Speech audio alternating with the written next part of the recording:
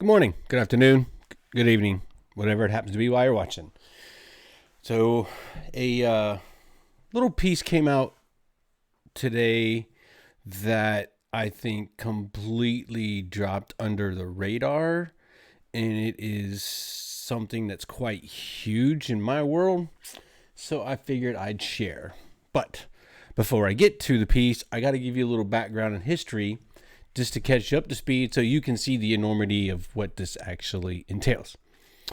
So I got to delve a little bit into the history of the whole Russia collusion crap to bring you up to where, how, and why this piece really matters. So for those of you that have been living under a rock for the last 4 years, the Russiagate, Russia collusion, now famously debunked lie, started officially on 31 July 2016. It was the investigation into the Russian collusion, etc. This all started and was all predicated on the Australian diplomat Alexander Downer apparently had a meeting, just a random meeting, with Papadopoulos, who was part of the Trump's campaign at the time. And Papadopoulos had said to Downer, who's an Australian diplomat, that the Russians had said, and I'm not making this up, this is how this went, that they had dirt on Hillary and wanted to give it to the Trump or the Trump's campaign so they could use it against Hillary during the election run-up. So that is the predicate officially of the Russiagate narrative, the Russiagate investigation, etc.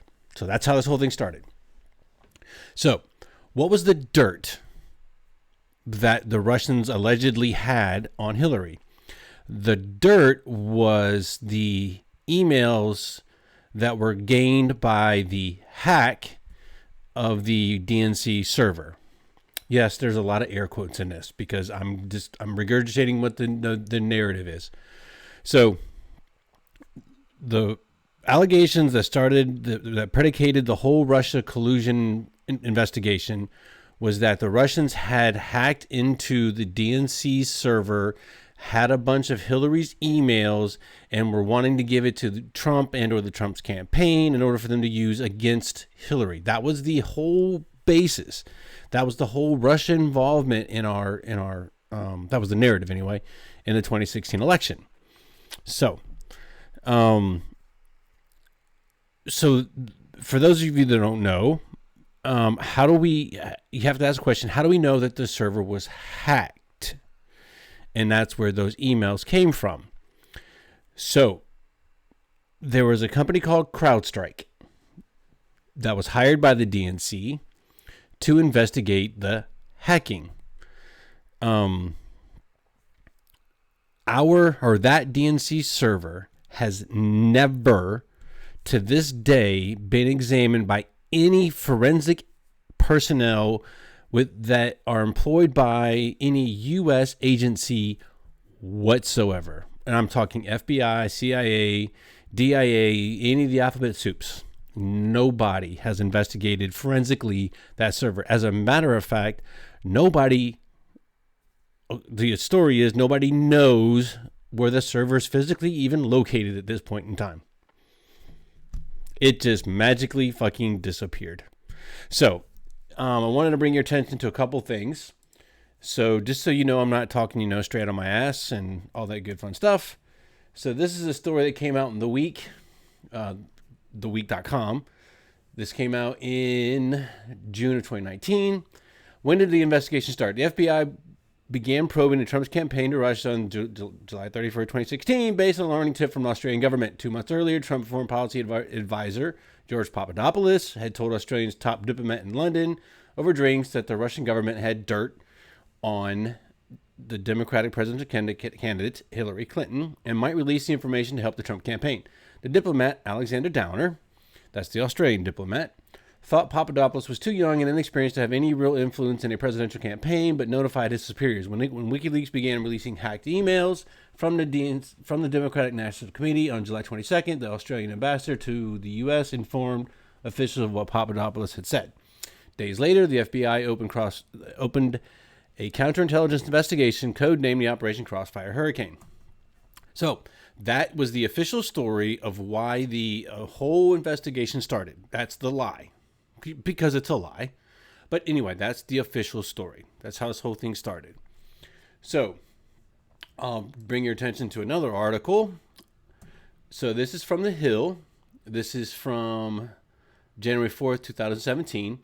FBI never examined hacked DNC server itself, is the report. The FBI never examined Democratic National Committee's computer servers during its investigation into Russia attempts to interfere with the presidential election, BuzzFeed reports.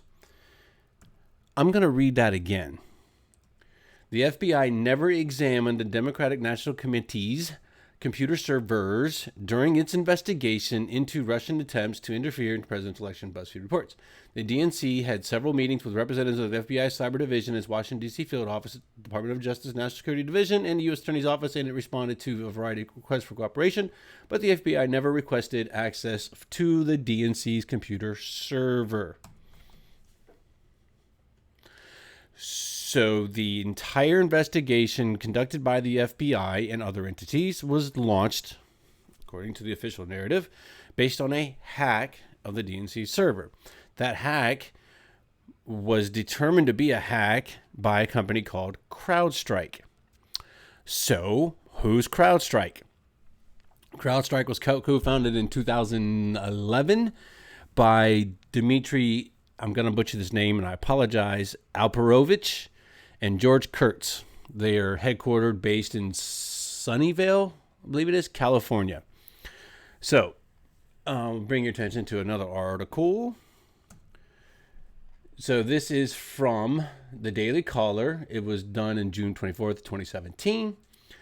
Democratic Party and mainstream media have increasingly consumed with the narrative Donald Trump win, blah, blah, blah. The narrative is centered around two hacks of the DNC server that led to release of embarrassing emails during the DNC convention, and the hack of John Podesta's email, which led to several embarrassing moments for Clinton campaign in 2016. Both are supposedly the result of the Russians. The Russian story is back in the headlines, so this is from 2017. CrowdStrike is the sole source of this claim, with their June 26 report bears in the midst intrusion into the DNC committee, being the basis of the DNC's Russian hacking allegation. And right above there, the analysis that alleged that Russia was behind a DNC server breach was carried out not by U.S. government, but by the private security group CrowdStrike. Here are 5 key points. Number 1, Obama appoints CrowdStrike officer to admin post 2 months before the June 26 report. So President Obama appointed Stephen Chabinsky, the general counsel and chief risk officer for CrowdStrike, to the Commission on Enhancing National Cybersecurity. Might want to look into that initiative because there's another dude by another name that plays a big role in that too. I'm just saying. The FBI never looked at DNC server. Only CrowdStrike did. As far as we know, the FBI still has not examined, and that is true to this day, which is October the 12th of 2020. The DNC server that Russia allegedly hacked. There has been no corroboration or second opinion on who may have hacked the server. The only source for this claim is CrowdStrike. Comey contradicted DNC's story on the FBI asking to see the server. The DNC claimed in January that the reason the FBI never examined their hacked server was simple. The FBI never requested to do so. Yet, DNC Deputy Communications Director Eric Walker told that's a grammar error, BuzzFeed in an email. The DNC had several meetings with representatives of the FBI Cyber Division in Washington, D.C.'s field office, the Department of Justice National Security Division, the U.S. Attorney's Office, and it responded to a variety of requests for cooperation, but the FBI never requested access to the DNC's computer server. So here we have our FBI, who launched an investigation into presidential candidate at the time, and then obviously led into, after he had become president, an investigation on Donald Trump about him colluding with the Russians based off of an independent, and we'll get to that in a minute, third party, and they never, according to some, requested to even see the servers, and then according to some, they did request, but they were denied service. So there's another report that they relied on third-party provided snapshots of the servers, but they investigated a presidential candidate and subsequently sitting president of the United States without investigating the actual servers themselves, which was the predicate of the entire investigation. So, Comey contradicts it, blah, blah, blah, blah. CrowdStrike co-founder is fellow on Russiagate group, has connections to George Soros, Ukraine billionaire. Oh, this is interesting. Co-founder and CTO of CrowdStrike, Dmitry Alperovich, is a non-resident senior fellow on the Atlantic Council. Anybody know anything about the Atlantic Council? Anybody? That's a group you want to look into. And I'm going to show you a list of some of their people because it's quite striking how many people that are on the Atlantic Council that, one, have ties to the Russian collusion, the whole part of the investigation or individual pieces of it, and how many have ties to Soros. So CrowdStrike co-founder is part of them. The Atlantic Council, blah, blah, blah. Also, here's something interesting. The Atlantic Council is also funded by Open Society Initiative for Europe, a program of leftist billionaire George Soros' Open Society Foundation. The Open Society Initiative for Europe has written that they support initiatives that strengthen the protection of migrants and policy inclusion, giving a leading role, blah, blah. The Atlantic Council is also funded by the Viktor Pinchuk Foundation. Pinchuk is a Ukrainian billionaire who reportedly gave $25 million to the Clinton Foundation and was invited to Clinton's home for a dinner in 2012. Blah, blah, blah. So this guy is not only involved with the Clinton Foundation, but he's also he's also tied into the whole Hunter Biden incident with Burisma and Soros, as in competitors. You need to look that guy up. So I digress. CrowdStrike is funded by Bill Clinton loving Google. I'm going to tie this one at the end too. It's worth pointing out that CrowdStrike received $100 million in investments led by Google Capital, which has since been rebranded as Capital G in 2015. Capital G is owned by Alphabet. They are the parent company of Google. And Eric Schmidt, Alphabet's chairman, was a supporter of Hillary Clinton's 2016 election. More than just supporting Clinton, leaked emails from WikiLeaks in November 2016 showed that in 2014, he wanted to have an active role in the campaign. According to Wall Street Journal, Schmidt sent a Clinton official a lengthy memo advising how to run a campaign, blah, blah, blah, blah. So, CrowdStrike is started and funded by a guy who's also a senior fellow on the Atlantic Council, and I'll show you some names in just a minute. They are also partially funded by Alphabet, who's the parent company of Google, in the terms of $100 million. This is all back prior to the kickoff of the investigation that they are the sole entity on the entire planet that ever did any forensic investigation on the hacked DNC server. So you have Google tied into it. You have a guy tied into it who's a pro-Hillary guy. You have a Viktor Pinchuk giving $25 million to the Clinton Foundation, who's tied into this as well, who's also tied into the Burisma issue with Hunter Biden and George Soros. It's amazing how small this world really is, isn't it? So, I forgot to show you these. So, Dmitry Alperovich, this is from the Atlantic Council's own website. Dmitry Alperovich is a senior fellow, Cyber Statecraft Initiative, co-founder and CTO of CrowdStrike. So it is worth saying that Dmitry is no longer the CTO. He resigned in 2019, I believe it was. But anyway, he was the co-founder along with Mr. Kurtz, K-U-R-T-Z, Kurtz.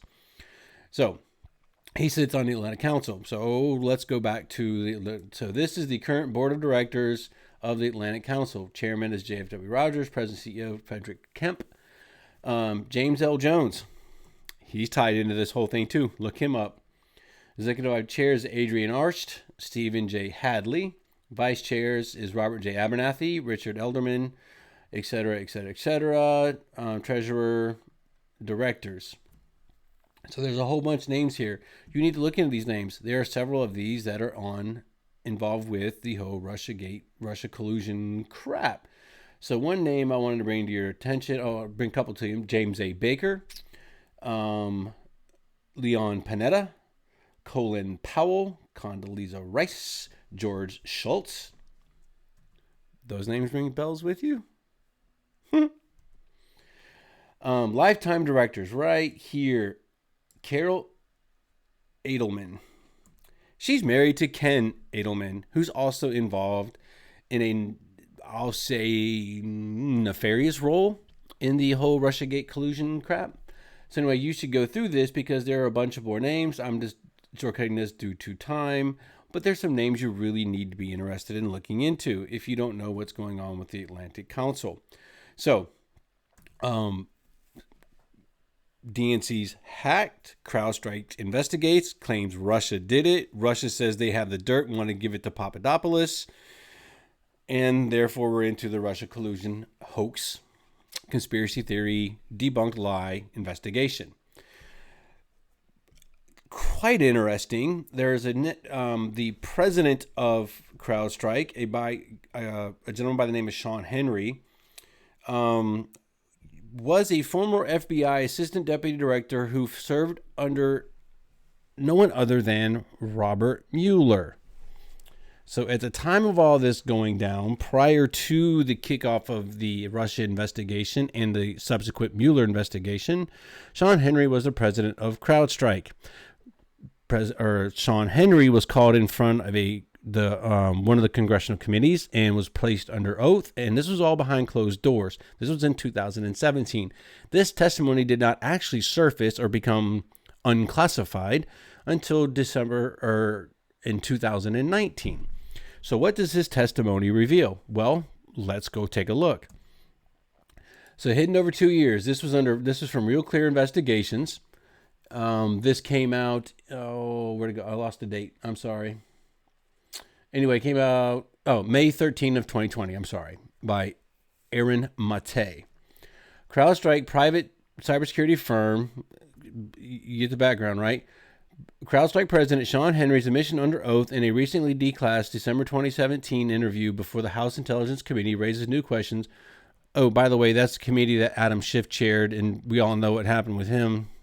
Haven't heard much from him very recently at all, have you? Gee, that's weird. Considering he was all over the news, parading these guests and Vindman and all those guys with the subsequent bullshit thing about the Ukrainian call. Where'd he go? Schiff? Adam Schiff? Where you at, buddy? Oh, okay. So, let me get down to where it's at. So, Henry reiterated claims on multiple occasions. These are quotes of Henry's that he gave under oath to a congressional committee. There are times when we can see data exfiltrated and we can say conclusively, but in this case, this is the case of the DNC server. It appears it was set up to be exfiltrated, but we just don't have the evidence that says it actually left. There's not evidence that they were actually exfiltrated. There's circumstantial evidence, but no evidence that they were actually exfiltrated. There is circumstantial evidence that the data was exfiltrated off the network. We don't have a sensor in place that saw data leave. We said that the data left based on circumstantial evidence. Russia investigation, multiple years, millions of dollars of subsequent Mueller investigation, millions of dollars, 4 years of, or 2.5, 3 years of investigatory work because of circumstantial evidence. And our own agencies, our own FBI, CIA, DIA, ABC, CD, EF, GHI, JK agencies never took it upon themselves to secure their servers to do their own forensic analysis to see if the information and data was actually exfiltrated or removed from the DNC servers. Not one, not ever. But here we are. We'll go on. The circumstantial evidence that the data was exfiltrated off network, we didn't have a sensor in place. We said data left based on circumstantial evidence. Sir, I was just trying to be factually accurate that we didn't see the data leave, but we believe it left based on what we saw. Asked directly if he could unequivocally say whether it was or was not exfiltrated out of the DNC, Henry told the committee, I cannot say based on that. And yet here we are. 4 years later, in the Democratic Party, the Democratic congressional leaders that were involved in all this, the Democratic senators that were involved in all this, still push this lie along, and with the cooperation and assistance of their lackeys, their ilk, otherwise known as the mainstream media, that Russia hacked the servers. They interfered with our election. But there is no concrete evidentiary, nothing produced in evidence to physically show beyond a shadow of a doubt, or even beyond a reasonable doubt, that that server was actually hacked by the Russians. The actual claim by CrowdStrike was that they saw malware, that it was the same malware used to hack Ukrainian military equipment. They didn't actually see the actual malware. They saw traces of a malware that is similar to what they saw in Ukraine. No evidence whatsoever that there was any information hacked off of the DNC server. But here we are. So I say all of that to bring you up to speed. So we're all familiar with who CrowdStrike is and the role they play with the Russian investigation, right? So this story comes out today. Oh, this is a doozy. This is just amazing that people are not in jail. Real Clear Investigations. Pelosi takes a big stake in CrowdStrike. Democrat-connected linchpin of the Russia probe. Interesting. The cybersecurity firm rose to global prominence in 2016. Hillary campaign sees, we've already been through this, right? Here's the fun part. With the next presidential election now in its final weeks, the Democrats' national leader, House Speaker Nancy Pelosi, and her husband Paul Pelosi are endorsing the publicly traded firm in a different way. Recent financial disclosures filings show the couple have invested up to $1 million in CrowdStrike holdings. Up to $1 million in CrowdStrike, the company that was at the very beginnings of the Russia hoax, the Russia hacking hoax, the whole Russia collusion lie. Nancy Pelosi and her husband are investing up to $1 million into said company, who also has ties to Google in the terms of $100 million, a company that also has ties to the Atlantic Council that was also funded by George Soros. And we got bupkis from anybody about Nancy Pelosi and her husband investing in this company. So just for the record, because people are people and they don't like to believe stuff, here's her actual filing. Periodic Transition Report, filing number. Clerk of the House of Representatives, Legislative Council, 135, Cannon Building, Washington, D.C. Name, Honorable Nancy Pelosi. Status as a member, California District 12. CrowdStrike Holdings, Inc., Class P. CrowdStrike, filing status new. Description, purchased 5,000 shares at $129.95. We'll get to that in a minute. On September the 3rd of 2020. That was just over a month ago. So it wasn't like she did this before the investigation or, anywhere between that. She did this a month and a half ago, or a week ago. $1 million. Now, the amount is between $500 and $100 million, but we can do the math. You can do the math. It's 5,000 shares purchased at $129.95. So it's right here. The Pelosi's purchased the stock at a share price of $129.25 on September the 3rd. The price has since risen to above $140. Spokesman for Pelosi said Speaker Pelosi is not involved with her husband's investments and was not aware of the investment until the required filing was made. Mr. Pelosi is a private investor and has investments in a number of publicly traded companies. The Speaker fully complies with the House rules and relevant statutory requirements. So her husband is unaware of the involvement of CrowdStrike in the biggest political scandal in this country's history and just arbitrarily donates. Well, let's do the math. Here, wait, hold on. Let me get my handy dandy calculator. Give me a second. Calculator. 129.95 times 5, 1, 2, 3, $649,750. That's the math.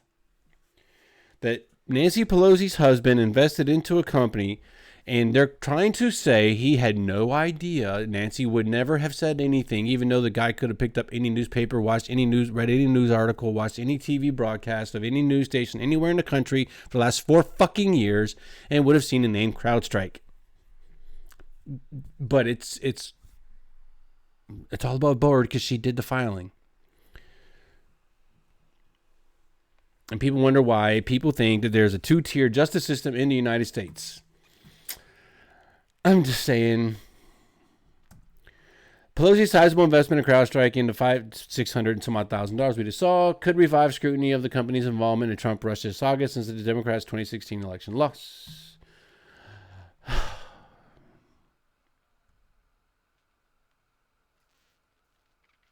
It's a sad day. Oh, I want to show you this too. This is from NPR. This was from July 2nd, 2019. Pelosi's relationship with big tech shifts as private and antitrust questions mount. So in July, as of July 2nd, 2019. Okay.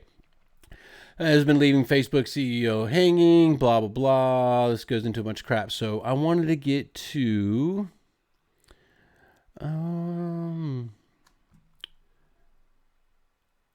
Oh, where'd it go? Where'd it go? I'm sorry. I apologize for the delay on this, but I'll find it. Oh, Pelosi is no exception. Over the course of her career, she has received six-figure sums. Six-figure sums. Notice that's plural. From Microsoft and from Alphabet, the parent of Google. According to the Center of Response Politics, she has also taken more than $76,000 from Facebook and more than $330,000 from Amazon.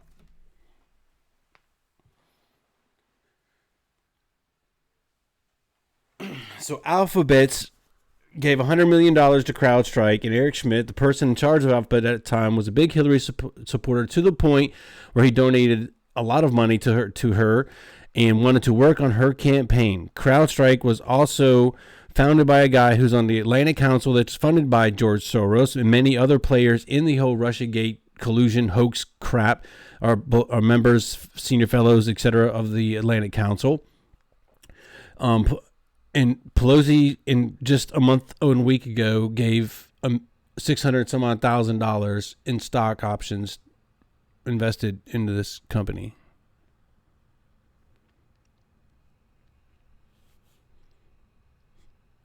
Chew on that for a while. Good night, Grace.